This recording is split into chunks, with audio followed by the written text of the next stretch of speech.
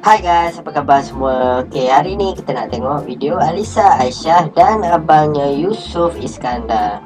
Baru-baru ni Alisa Aisyah dah ada 500,000 follower dekat Instagram.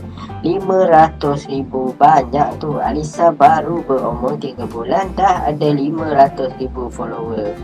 Bayangkanlah kalau berumur 20 tahun, berapalah follower Alisa ni. Lisa, look at Alisa. Lisa is in the water. Alisa. Okay.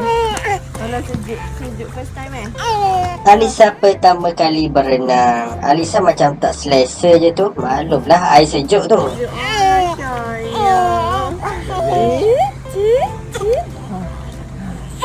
Alisa dengan Yusuf pergi bercuti dekat mana tu?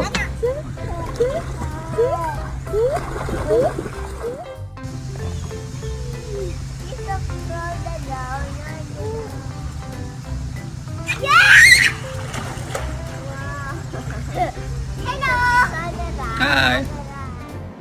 Lama-lama sikit barulah Alisa selesa. Bila Alisa nak buat asyik menyelam macam Abang Yusuf masa kecil dulu.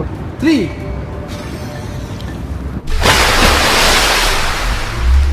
Yusuf masa ni dah pandai menyelam.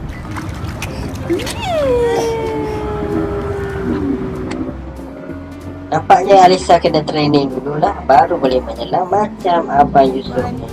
Susu. It's a fun susu.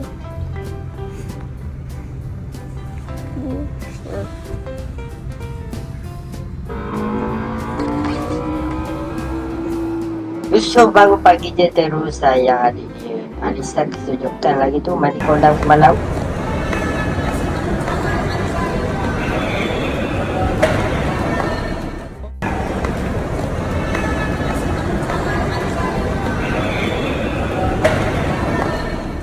Comel je muka Alisa buat terkejut. By the way, kalau korang tengok muka Alisa ni macam baby Jack dalam cerita The Incredible.